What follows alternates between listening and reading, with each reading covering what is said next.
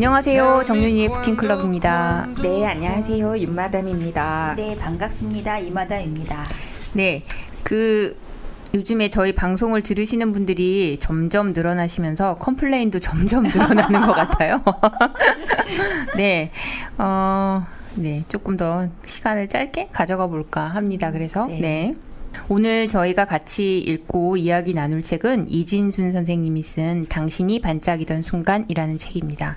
문학동네에서 나왔고요. 이거는 인터뷰한 기록들을 모아놓은 책이에요. 그리고 부제로 진심이 열리는 12번의 만남이라는 게 쓰여져 있네요, 책에. 이 책은 우리 이마담님이 보자고 말씀을 하셨던 것 같은데 아마도 책의 무게를 모르고 하지 않았을까요? 아, 윤마담님이 하셨나요? 아, 그랬구나. 죄송해요. 네, 윤마담님이 그래서 책 소개를 하려고 이미 뭔가를 들고 계셨군요. 네, 눈치를 전혀 못 챘습니다. 아닌데 그건 아니고요. 네, 책 소개를 좀 해주세요. 네. 이 책은 처음에 나왔을 때부터 궁금해서 장바구니에 담아놓고 이제 좀 부담스러워서 구매는 안 하고 있었는데 이제 연말이 가까워져 오니까 뭐 소설가들이 추천하는 꼭 읽어야 할 5권의 책 이런 식으로 소개가 되고 있는데 그 중에 한 켠을 차지하고 있더라고요. 그래서 네. 장바구니에도 이미 담아놨고 마음이 쏠리고 있었던 차에 네. 보면 좋겠다 같이. 네, 근데 그 12인터뷰집이란 건 알았는데 그 12명이 누군지는 책장을 펴보고 나서야 알아서 네. 네, 좋았어요. 네. 12명을 좀 소개해 주실래요? 네. 네. 김혜연, 이국종, 노태강, 임순례 이렇게 말씀드리면 아실 분도 있고 또 잘 낯선 이름도 있을 텐데 네. 네, 김혜연 첫 번째 인터뷰인은 세월호 김관홍 잠수사님의 아내분입니다. 네. 그리고 이국종 교수님은 다 아실 거예요, 네네, 아마. 네. 네. 예. 그리고 뭐 노무현 정부 때 체육부 장관이었는 아니다. 아니요, 문체부. 문체부 예, 있었던 노태강 씨. 네, 예. 예. 박근혜 정부에서 문제가 됐던 분이시죠. 박근혜 정부에서. 맞다. 예. 네, 예. 예. 영화 감독 임순례. 최현숙, 구수정, 이은재, 손아람, 장혜영, 윤성남, 황석영, 최형국. 저도 이 책을 통해서 알게 된 분도 있고, 네. 네, 사연이 뭐 레즈비언의 엄마, 네. 그리고 지적 장애를 안고 있는 동생이 18년 동안 살고 있던 시설에서 나와서 함께 살기로 한 비디오 아티스트도 있고, 네. 평범하게 주부 생활을 하다가 어느 날 미친 듯이 그림을 그리게 된 화가분도 있고, 네, 좀 더 자세히 좀 이따 얘기하겠지만 다 뭐랄까 평범한 듯 평범하지 않은 삶을 사신 분들, 네, 그런 이야기입니다. 네. 뭐 헷갈릴 수도 있죠. 네. 노태강 씨는 지금 다시 네, 기용이 되셔서 있어요. 기용이 되셔서 다행인 것 같아요. 네. 이마담님은 좀 붙여주실 말씀 있으실까요? 네, 책에 대해서. 아까 뭐 윤마담님께서 말씀하셨듯이 네. 딱 보고선 익숙한 이름도 있고 전혀 몰랐던 이름도 있었거든요. 그래서 이분들이 왜 여기에 인터뷰가 됐을까라고 굉장히 목차를 봤을 땐 굉장히 궁금했던 책입니다. 근데 여기 앞에 이진순 씨가 네. 그 서문에 이렇게 얘기를 했는데요. 그렇게 훌륭한 인물 세상에 없어요라고. 근데 이게 맞는 말일 것 같다는 느끼는 게 인터뷰 하시면서 이 사람의 선한 모습만 다 보여주신 건 아니고요. 네. 그 사람이 고민했던 것들 다 보여주면서 굉장히 생각을 많이 하게 하는 저같이 진짜 그냥 범인은 많이 고개 숙이게 하는 그런 책이었습니다. 그렇구나. 네. 이게 저희가 예전에 무슨 이런 인터뷰집 같은 것들 또 트렌드가 있었던 것 같아요. 제 기억에 의하면. 네. 예전에는 인터뷰를 찾아서 읽어봤던 적은 없는 것 같아요. 왜냐하면 워낙 각색이 많이 되기도 네. 하거든요. 그래서 사람들이 궁금해하거나 아니면 일반적으로 우리가 못하는 것들이 많잖아요. 그래서 대부분 우리한테 알려지는 사람들의 캐릭터라는 것이 매우 용맹하거나 네. 용감하거나 정의롭거나 또는 그쵸. 어마어마하게 천재적이거나 뭐 이런 것들만 주로 부각이 되었다면 어쩌면 이진순 씨가 쓴 이 책은 그냥 좀 더 많은 것들을 있는 그대로 전체적인 면을 많이 보여주려고 했던 것 같아요. 각색을 덜 하려고 했던 것 같다는 느낌은 들었어요. 그리고 책 제목이 누구에게나 반짝이는 순간이 있다라고 하니 이 책을 보면서 이 사람들의 삶을 뭐 애시당초 저는 따라할 수도 없고 내 결이 다르기 때문에 할 수는 없지만 나에게도 이런 순간이 있었나라는 생각을 참 많이 하게 했던 책인 것 같습니다. 프롤로그가 아주 마음에 드는 책이었어요. 개인적으로 이진순 씨가 쓴 프롤로그가. 그래서 프롤로그에 이런 말이 있더라고요. 애당초 좌절을 딛고 입지전적 성공을 이룬 인물을 찾으려 한 것도 아니었다. 누구나 그렇듯 내가 인터뷰한 분들도 유약하고 비루하고 소심한 보통 사람들이다. 라고 하는 대목이 뭐랄까요. 우리 같은 보통 사람들에게 네. 조금 위로가 된다라고 했던 것 같아요.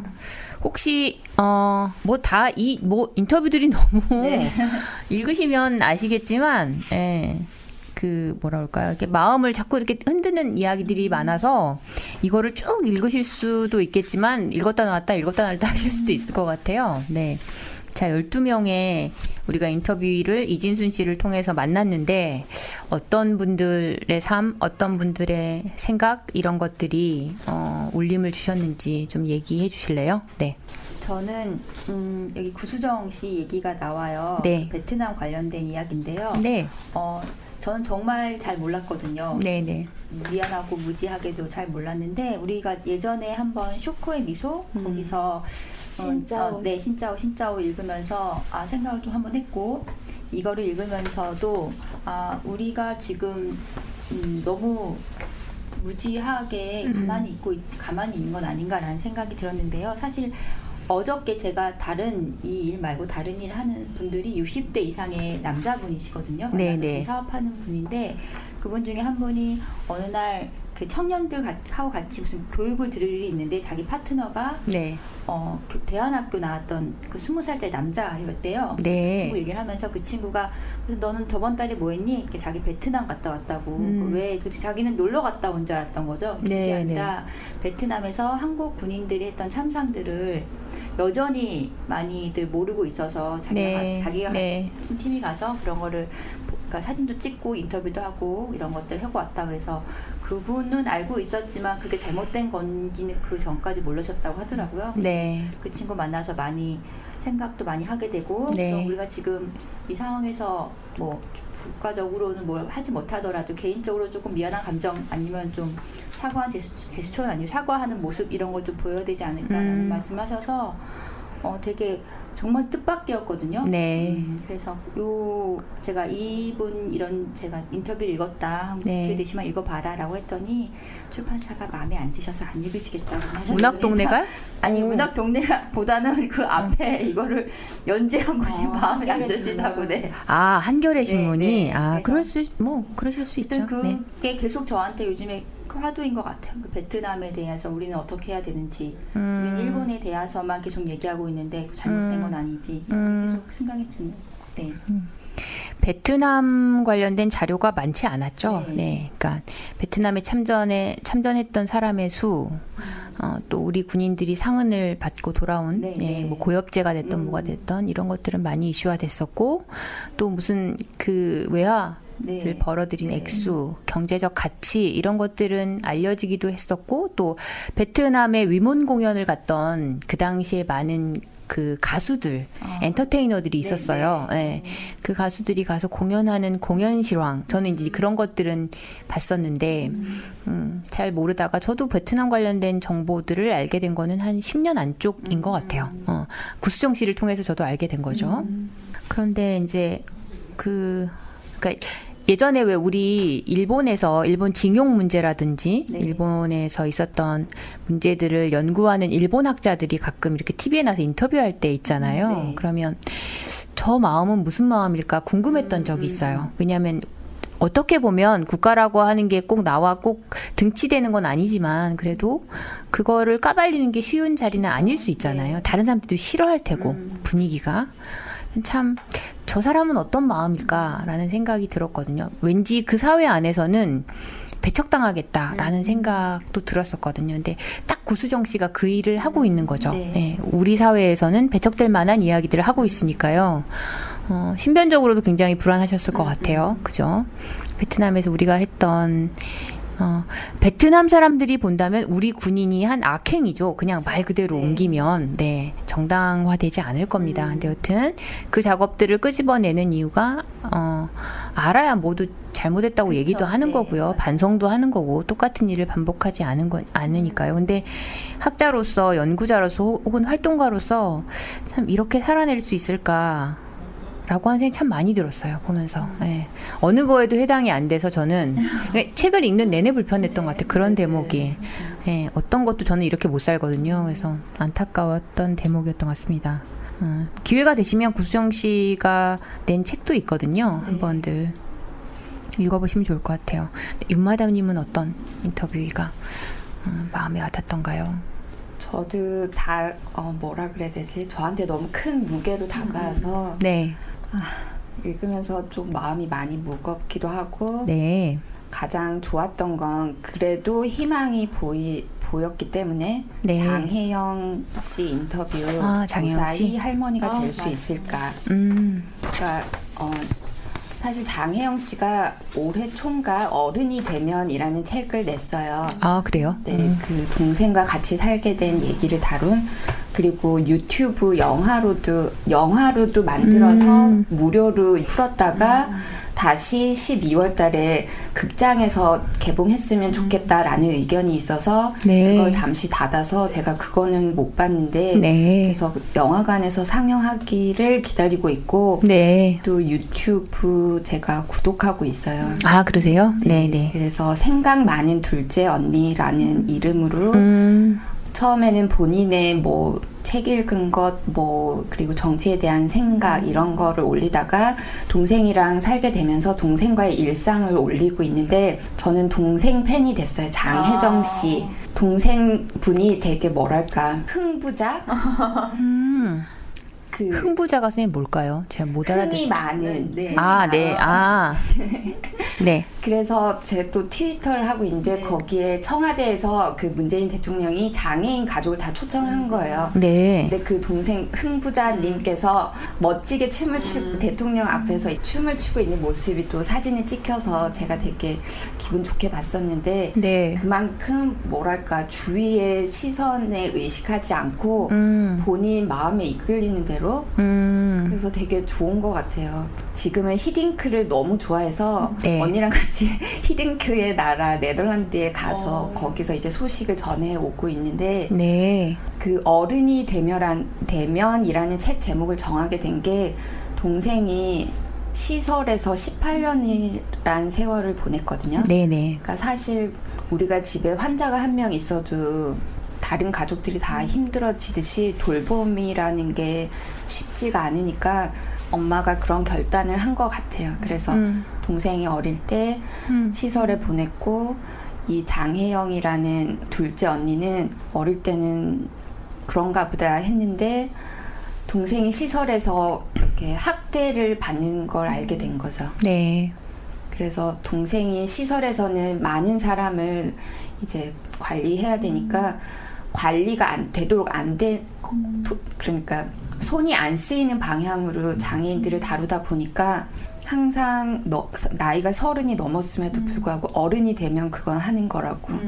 커피를 굉장히 좋아하는데 커피도 못 마시게 하고 화장실에 자주 갈까봐.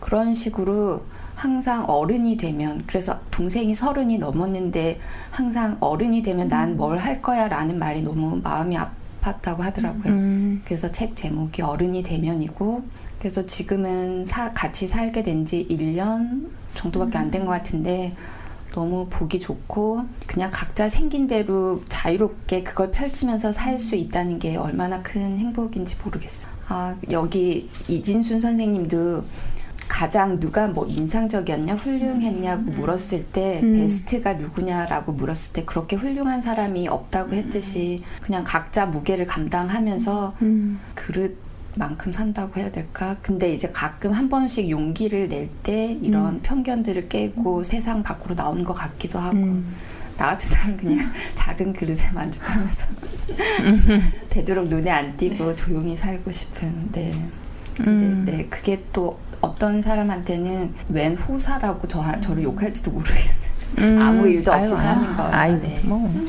그건 아니고요.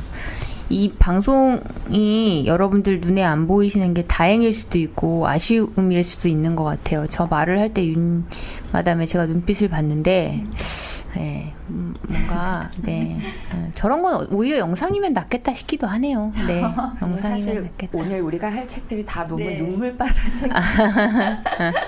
네. 그러셨군요. 저는 인터뷰들 다 좋았어요. 인터뷰들 다 좋았고, 그랬는데, 구수정 씨 인터뷰가 자꾸 이렇게 네. 뭐라 그럴까요? 저한테 다시 읽힌다고 해야 되나요? 그랬던 거는 아마도, 저도 그런 척 하면서, 비슷한 척 하면서 살았던 시절이 있어서 그런 것 같아요. 뭔가 조금이라도, 정의에 가까운 척 했던 시절이 있거나 아니면 그런 이야기를 아무런 위험이나 고통을 감내하지 않고 혹은 깊은 성찰을 하지 않고 말했던 시절이 있어서 보는 내내 굉장히 부끄러웠었어요. 부끄러웠고 진정성을 가지고 뭘 전한다는 말이 굉장히 식상한 말이긴 한데 그게 참 어렵구나라는 생각도 들고요. 금방 뭐 윤마담님 말씀하신 것처럼 매일매일이 드라마나 영화처럼 이렇게 살 수는 없어요. 그러면 죽어요. 그거는 2시간짜리니까 가능한 거라고 생각해요. 그런데 자기 인생에서 한 번쯤은 또 이렇게 반짝 네네. 하는 결단들을 해야 하는 시간들도 있는 것 같아요. 그런 시간이 오면 나도 이번에는 조금 더 용기를 내봐야겠다라는 다짐을 하게 했던 책인 것 같습니다. 저한테는요. 네. 그리고 처음 인터뷰가 이제 그 잠수사, 네. 김건영 잠수사의 부인이시죠. 네, 부인의 인터뷰였는데 처음 인터뷰가 너무 좀 세서요. 네. 세서 입구는 사실은 좀 덮어뒀다가 읽었어요. 네, 계속 그런 톤이면 못 읽겠더라고요, 솔직히. 예. 그러니까 이진순 씨가 아무리 각색을 안 해도 우리가 살고 있는 이 현실, 2018년의 현실이 너무 적나라하게 드러나니까요. 네, 참 마음이 아팠습니다. 세월호는 말을 안 하겠지만 여기서 세월호와 관련된 이야기들은 저희가 안 하겠지만 꼭 한번 읽어보셨으면 좋겠어요. 네, 네, 이 책은. 네. 혹시 더 소개해주고 싶은 인물이 있으신가요? 네. 저는 임순례 감독 인터뷰가 네, 정말 네. 너무너무 좋았거든요. 네. 가장 편안하게 읽었던 부분이기도 한데 네. 그 감독님이 하신 말씀 중에 네. 관객들이 제 영화를 보고서 나와 다른 존재들에 대해서 연민을 갖거나 이해의 폭을 넓히면 좋겠다는 생각을 늘 합니다라는 말이 있어요. 그러니까 영화나 소설을 보는 게 이런 것 때문일 거다라는 생각도 들고 최근에 리틀 포레스트 네. 영화 너무 네, 좋고. 정말 제 인생 가장 넘버 10에 안에 드는 영화 가장 넘버 10은 무슨 말일까요? 네. 그러니까 넘버 1 할래다가 뭔가 좋아하는 하나 지금 있어서 그쵸. 그러니까 걔한테 또 아쉽고 막 아주 좋아하는 영화 중에 네. 하나가 됐고요. 그 젊은이들이잖아요. 저희 눈에 봤을 때는. 그렇죠. 근데 네네. 그 친구들을 좀 이해하는 폭이 정말 넓어졌다. 그러니까 이 감독님이 정말 영화를 잘 찍었구나라는 생각이 들었습니다. 그 말도 좋았던 것 같아요. 모든 일에는 이면이 있다고 되게 긍정적인 네, 마인드를 네. 가지고 계셔서. 그쵸. 네. 그리고 이제 그 윤성남 씨. 네. 윤성남 씨 인터뷰 앞장에 보면 네. 그런 말이 있어요. 누구나 유명한 화가가 되고 싶죠. 근데 그게 내 목표는 아니었던 것 같아. 내가 살아갈 어떤 방법을 찾는 것, 내가 존재할 수 있는 이유를 찾는 것, 그게 제일 우선이었죠. 라고 윤성남 씨가 얘기를 했는데 참 잘 땄다 싶더라고요. 이 대목에. 네. 그래서 인터뷰하는 사람의 역량인 것 같아요. 네. 이렇게 자기 이야기를 툭 내놓게 하는. 그쵸. 네, 그게. 그래서 사실은 이 책을 보면서 질문하는 자의 위치, 질문하는 자의 역량, 그리고 질문이 가져야 할 태도, 그쵸. 대해서도 네. 굉장히 많이 생각해 봤어요. 네. 저도 누군가에게 무슨 말을 잘 묻는 사람인데 네. 나의 묻는 형식이나 나의 묻는 태도가 그러니까 간혹이 아니라 종종 폭압적일 수도 있겠구나. 혹은 미리 재단하고 내가 뭔가를 각색하려고 내 마음대로 그걸 해석하고 싶어서 네. 그런 질문들을 던질 때도 있는구나라는 생각을 하면서 반성을 참 많이 했던 것 같아요. 이진순 씨의 이 묻는 방식이 네. 그러니까 이국종 교수를 만났을 때도 처음에 좀 묻는 방식이 이국종 교수가 못마땅해 하잖아요. 네, 네, 나 네. 그런 인터뷰하면 잘못 네, 찾아왔다라고 말했을 때 그 이국종 교수가 하고 싶은 말을 그냥 하게끔 하잖아요. 네, 그래서 그러니까 묻고 답하는 거에도 그거에도 다 뭐 굉장히 중요한 태도가 있는 거구나라는 생각을 다시 하게 했던 것 같습니다. 이 책을 보면서. 네. 엄청 어렵고 힘든 책이잖아요. 맨 마지막에 인터뷰하신 최영국 씨를 맨 마지막에 넣은 건 정말 신의 한 수가 아닐까 하는 생각이 네, 들었는데 네, 이분이 네, 맞아요. 그런 것 같아요. 심파적, 그러니까 직업에 대해서 얘기할 때 심파적인 직업이랑 장의사적 직업 말하면서 심파적인 직업에 대해서 시시한 사람들이죠라고 얘기하시면서 월급 적게 받으며 일하는 사람들, 그러면서도 이웃하고 잘 사는 사람들. 사실 이런 사람들이 사회에 있기 때문에 사회가 돌아가는 거잖아요. 우리가 다 모두 이렇게 훌륭한 위인이 될 수 없으니까 나는 시시한 사람이다라는 생각이 드니까 오히려 위안이 되는 것 같아요. 그러니까 맨 마지막에 이분의 그 인터뷰가 없었다면 저는 굉장히 어렵고 무거워서 누구한테 설득 한번 봐보세요라고 하기 어려웠을 것 같은데 네. 마지막에 되게 마무리를 너무 잘해주신 것 같아서 아 책을 너무 잘 정말 그 구성을 잘하셨구나라는 생각이 들었습니다. 그러셨구나. 네. 이 선생님은 되게 그러니까 그냥 이 말 안에서 이게 지금 이게 글로 쓰여져 있는데도 단호함이 느껴졌었어요. 그래서 뭐 인터뷰 중에 오프터 레코드 네. 안 해도 된다라고 말할 정도로 근데 참 가끔 저는 누구랑 얘기하면서 이거 오프터 레코드야 막 이렇게 얘기하거든요. 내가 얼마나 비굴한 삶을 지금 살고 있는지. 아, 참나. 그래서 앞으로는 오프 더 레코드 할 만한 얘기를 하지 않거나 맞아요. 누군가와 혹은 나의 단호함이 그 정도가 아니면 세상에 대해서 말하지 말아야겠다라는 생각을 네, 이 선생님 통해서 한 번 더 하게 됐던 것 같습니다. 네. 윤마담님 조금 더 얘기해 주실 거 있을까요? 그냥 저는 윤성남 선생님을 네. 잘 몰랐거든요. 네네. 근데 여기 제목이 되게 파격적이잖아요. 네. 핑크 소파를 박차고 나온 우아한 미친년. 네. 같은 윤 씨랑 그러네요. 그러네요. 틀리기도 했고 어떻게 보면 안락하고 편안한 삶인데 그거를 뛰쳐 나온 거잖아요. 네. 네, 그래서 그런 용기가 놀랍기도 하고 그림을 처음부터 엄청 큰 화판을 사가지고 밤새 그렸다고 그 열정이 또 어디서 나왔을까 부럽기도 하고 우리 한국 사람들은 너무 다 열심히 사는 것 같아요. 그 맥락을 제가 가늠을 지금 못하겠어서 열정이 부러운데 한국 사람들은 열심히 사는 것 같아요는 뭘까요? 그냥 뭔가 안 하면 견딜 수 없는 그런 내면의 불 같은 게 있는 게 한국 사람인 것 같기도 하고. 아, 뭔가 안 하면 네. 못 견디는 거는 내면의 불이 아니라 공포 아닐까요? 전혀 다른 맥락인 것 같아요. 뭔가 안 하고 시간을 보낼 수 없다라고 하는 여러 가지 증상이 있을 텐데 그건 전 열정이라고 생각 안 해요. 불안이라고 생각하지. 내가 이 시간을 잘 살아내고 있다라는 스스로의 정당성을 확보하기 위해서 계속 뭔가를 하는 거죠. 근데 어떤 사람들은 뭔가를 하지 않아도 전혀 불안해하지 않는 사람들이 있는데 그런 사람들이 정말 내면의 불, 열정이 있는 사람들이라고 저는 바꿔서 그렇게 생각해요. 그래서 이번에 알쓸 신잡에 김영하 씨가 나와서 김영하 씨가 어떻게 살고 있냐고 질문을 했더니 자기는 특별한 일에 있지 않으면 거의 움직이지 않는다고 네. 늘 누워있다고 네. 에너지를 다 쓰면 안 된다고 우리가 굳이 다 에너지를 쓸 필요 없다는 말에 네. 저분은 또 저렇게 사시는구나. 근데 그분이 반대로 유희열 씨한테 어떻게 사냐고 물어봤더니 유희열 씨는 엄청 치열하게 살아요. 네. 결론은 대한민국 40대는 치열하게 살고 있고 50대부터는 조금 저렇게 여유로울 수 있나? 이런 저는 약간의 그런 그럼 나도 50대가 되면 저렇게 누워서 있을 수 있을까? 말도 안 되는 생각을 했습니다.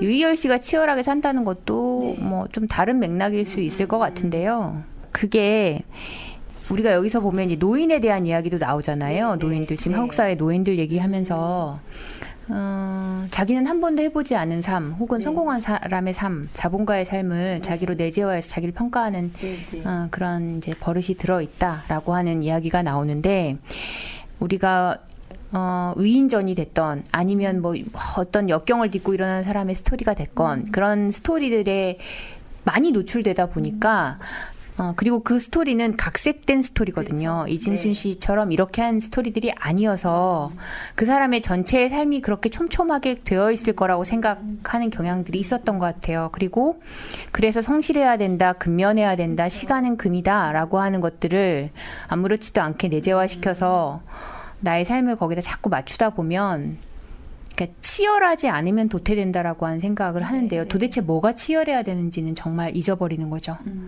차라리 하루를 24시간을 치열하게 쓰는 게 중요한 건지, 자신이 누구인지, 혹은 내가 사랑한다는 게 뭔지, 살아간다는 건 또 뭔지, 관계 맺기는 뭔지를 생각하는 게 치열한 건지, 그런 것들은 고민해 볼 필요가 있어요. 그러니까 김영하 씨가 들어 누워서 소설을 구상하는 거 아니에요? 그러겠죠. 소설을. 네, 그러겠죠. 그러겠죠. 수많은 캐릭터들을 생각해내겠죠. 그러니까 그거는 좀 다른 얘기인 것 같긴 해요. 그리고 뭐라 그럴까요? 공포와 맞설 수 없으면 시간을 잘게 쪼갤 수밖에 없어요, 사람들이. 저는 그렇게 생각해요. 그러니까 한국 사람들은 열심히 사는 것 같아요는 일견 맞는 말이고, 일견 어떤 부분에서 그만큼 두려워하는 걸 수도 있고요. 우리가 사는 세상이 두려운 걸 수도 있고요. 그리고 다른 사람들이 그렇게 사니까 나도 그렇게 살아야 되나? 라는 질문은 매우 어리석은 질문일 수도 있고요. 열심히 살고 계세요, 임마담님. 굉장히 치열하게.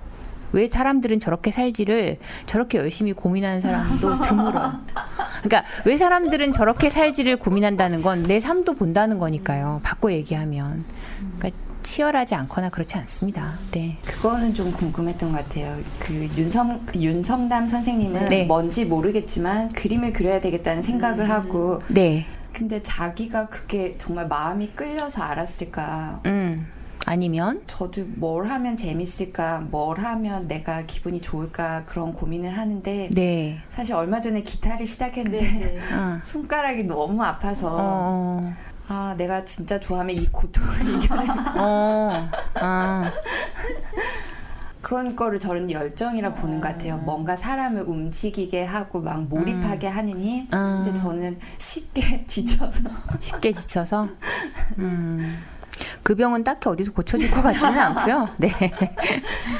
근데 그런 생각은 가끔 윤마담님 보면 드는 것 같아요. 좋아하는 것들을 찾아내려고 하는 마음은 매우 뭐 저한테 조금 없는 거기도 하니까 부럽기도 하고, 그런데 왜 못 찾았을까?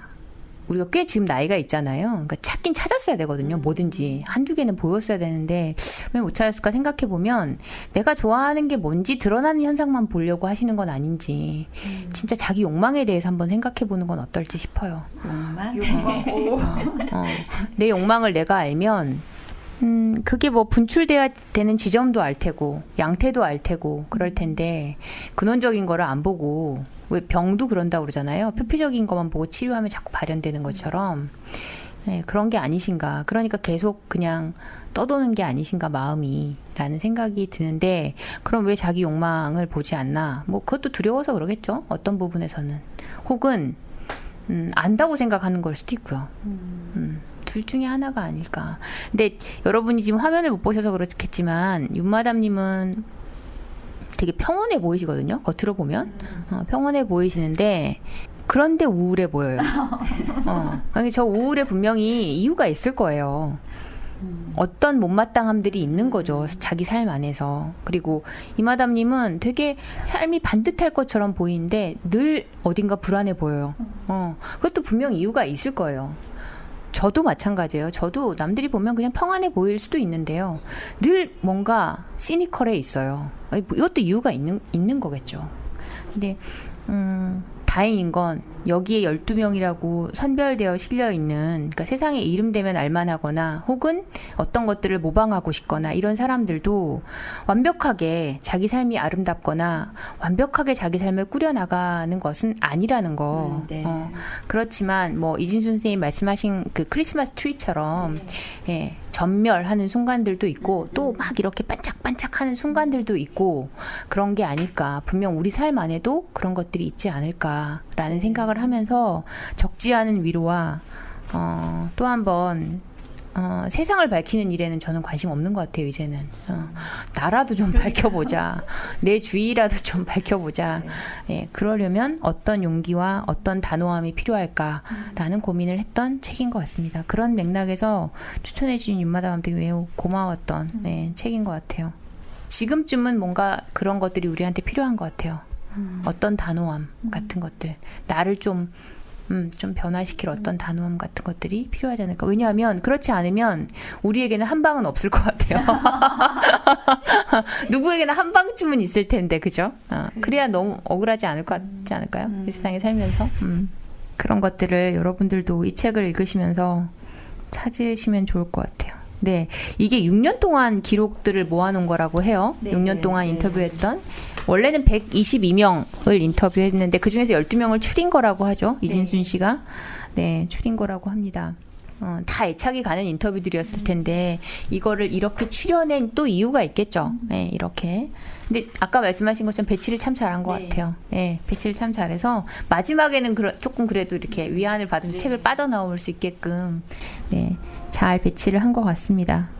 더 해주실 말씀이나 아니면 이 문장은 좋더라 좀 말씀드리고 싶은 것들이 있으셨나요? 네. 마지막으로 저는 장혜영 씨가 네. 무사히 할머니가 될 수 있을까 중에서 일부분을 여기에 실어놨잖아요. 네. 그 부분이 너무 와닿아서 네. 무사히 할머니가 될 수 있을까? 죽임 당하지 않고 죽이지도 않고서 굶어 죽지도 굶기지도 않으며 사람들 사이에서 살아갈 수 있을까? 나이를 먹는 것은 두렵지 않아. 상냥함을 잃어가는 것이 두려울 뿐. 모두가 다 그렇게 살고 있다고 아무렇지 않게 말하고 싶지는 않아. 맞아요. 이 부분을 읽고 엄청 많이 울었던 것 같아요. 이 책 종종 사람 울려요. 네. 네, 여러분 지하철에서 읽지 마십시오. 네, 혼났습니다. 침대에서 읽기를 좀 혼났습니다 한번 지하철에서. 클리넥스를 옆에 끼고. 네, 그 대목이 선생님을 울리셨구나. 네, 상냥함을 그쵸, 잃어가는 그죠. 것이 두렵다는 게 가장 마음이 와닿았던 것 같아요.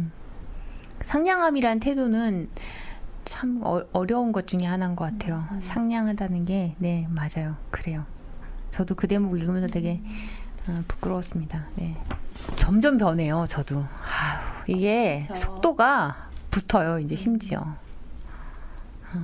저도 언제 한때는 달달하지 않았겠습니까? 제 인생 통틀어서. 아니었을까요? 근데 요즘 좀 안 그런 것 같아요. 요즘 제가 봐도 좀 미워요, 제가 하는 짓들이. 안 예뻐요. 말과 행동이 예쁘지 않은 것 같아요. 근데 개인적으로는 굉장히 많은 스트레스들이 있어서 내가 그렇다라고 하는데 그건 개인적인 거고요. 타인이 그걸 다 이해할 필요는 또 없는 거잖아요. 그죠? 그들한테 나를 계속 이해해달라고 할 수도 없는 거고. 그래서 정말 나도 상냥함이란 태도를 잃어가고 있구나. 그래서 되게 그랬습니다. 저도. 네. 혹시 윤마담님 같이 나누면 좋을 문장 있으셨나요? 저는 주로 침대에서 읽어서 네. 메모도 안 해요. 괜찮아요. 네. 지금 한 군데 눈에 띄는 게 손아람 거기 부분에서 우리가 이 무관심을 어떻게 이길 수 있을까? 그러니까 세상에 대한 무관심, 거기서 압도적인 오름이나 냉철한 논리, 우아한 지성보다는 오히려 유머, 눈물, 분노, 연민, 매력 같은 원시적인 감각의 힘을 본인은 믿는다고 얘기하는 부분이 눈에 띄네요, 지금. 그러셨구나. 수렵 채집인이라서 원시적인 힘에 끌리는 거.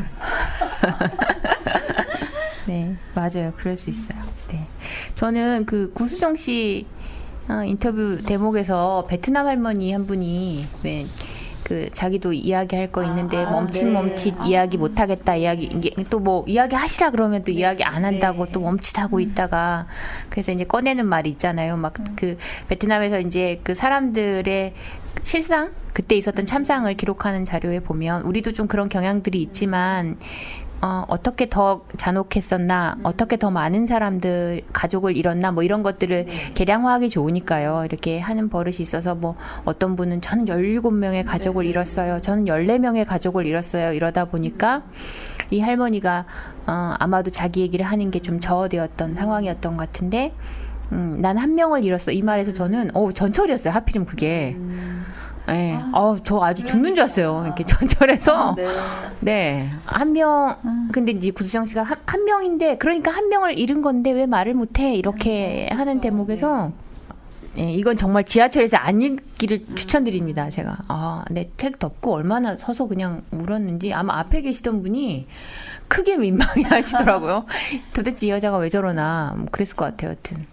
근데 이제 돌아와서 그 대목이 굉장히 마음에 걸리는 거예요. 그러니까 아까도 잠깐 윤마담도 그런 얘기 했지만, 호사 아니야? 누구는 그렇게 말할 수도 있다라고 했는데, 그렇지 않거든요. 그 개개인한테 있는, 그게 1명이든 17명이든 혹은 조금 평온한 상황에서 느끼는 불안감이든 극단적 불안감이든 그 개인한테 너무 큰 일이잖아요. 근데 우리는 가끔 모든 거를, 그런 개인들의 슬픔이나 비극 같은 것도 뭐 절대적 계량화는 아니겠지만 견주어서 평가하는 버릇들이 있는 것 같아요. 아유, 또 그런 상황에서 불평을 하냐라든지, 나도 그런 말을 하고 있지 않나 누군가한테. 그 정도도 못 참어? 라고 하면서, 예를 들면 그런 걸 할 때 비교치가 있는 거죠. 막 그 쪽방촌에 살고 있는 어떤 사람들을 비교로 들면서, 근데 그건 아닌 것 같아요. 1명이어도 그 전체일 수 있는 거, 전부인 거잖아요. 그 할머니한테는 전부였던 가족인 거잖아요. 그래서 사람을 대하는 또 태도의 문제이기도 한데요. 어떻게 내가 사람을 만나고 대해야 되는지를 굉장히 많이 생각했던 대목이었었어요. 나도 놓치고 있는 게 많구나라는 생각도 들고, 나도 몇 명의 가족을 잃었어요라고 묻고 있는 건 아닌가, 사람들한테 하는 생각이 들어서 공부를 또 다시 하겠다라고 마음을 먹으면서도, 이런 것도 내 공부 안에서 이것도 공부해야 될 내용이구나 라는 생각이 들어서 참 반성 많이 했던 대목이었어요. 그리고 이렇게 그 장면은 이렇게 눈에 그려지는 거예요. 텍스트가 아니라. 참 힘들었던 대목이었습니다. 그 대목은. 네. 이 책 안 쉬웠어요, 저한테. 참 안 쉬웠던 책입니다. 그래서 누군가 윤마담님한테 편해서 너 그런 거야 라고 얘기하면 버럭 화내세요. 그런 거 아니라고. 내 안에 고통이 충만하다고.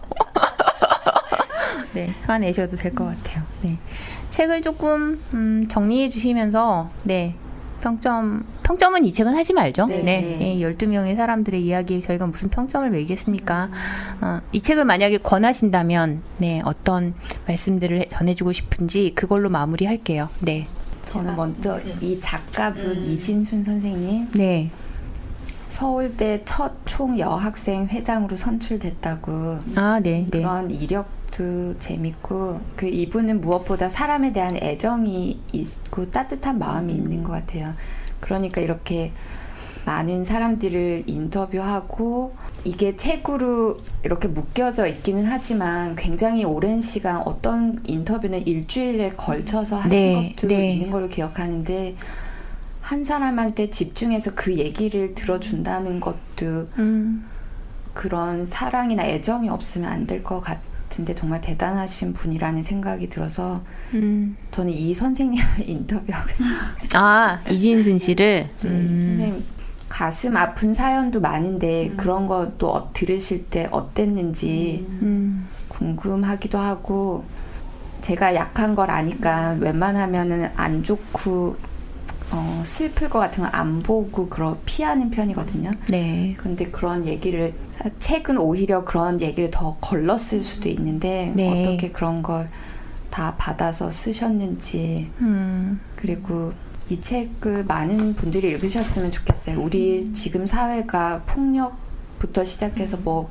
여혐이니 남혐이니 그런 갈등이 많이 오가는데, 이렇게 다양한 삶이 있고, 네. 사람마다 가지고 있는 뭐 삶의 무게랄까, 네. 겪고 있는 어려움, 그리고 평범한 것 같다가도 어느 순간 또 바뀔 수 있는 게 사람의 삶인데, 이 책을 읽고 사람들이 좀 사람에 대한 그리고 삶에 대한 이해 폭이 넓어졌으면 좋겠다. 음. 그리고 사람에 대한 애정도 좀 가졌으면 좋겠다. 저부터.